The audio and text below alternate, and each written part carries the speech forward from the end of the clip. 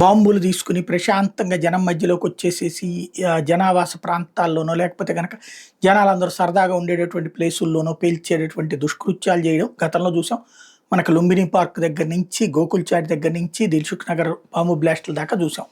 అట్లాగే మచిలీపట్నంలో జరిగినటువంటిది, కృష్ణలంక విజయవాడలో రామాలయం దగ్గర జరిగినట్టు ఇట్లాంటివి. అంటే ఉగ్రవాది యొక్క లక్ష్యం 10 మంది ప్రాణాలు తీయడం, తద్వారా తనకి గుర్తింపు రావడం, తద్వారా తన సమాజంలో తను హీరోగా చలామణి కావడంతో పాటుగా ఆకాశంలోకి వెళ్తే 72 మంది అమ్మాయిలతో ఎంజాయ్ చేయొచ్చు అనేటటువంటి ఒక విచిత్రమైనటువంటి దురదతో ఉండేటటువంటి మనస్తత్వం. అట్లాంటి వాళ్ళకి సంబంధించి ఇప్పుడు కొత్త ఎత్తుగడలు వేసేటటువంటి ప్రయత్నం చేస్తున్నారు. ఏదైతే ఐటీ ఉద్యోగులతో కలిసి ఐటీ ఉద్యోగులు ఐడీ కార్డు చేసేసుకుని ఐటీ కంపెనీలో ఉన్న ప్రాంతాన్ని బ్లాస్ట్ చేయడానికి బెంగాల్లో చేసినటువంటి ప్రయత్నం విఫలమైంది.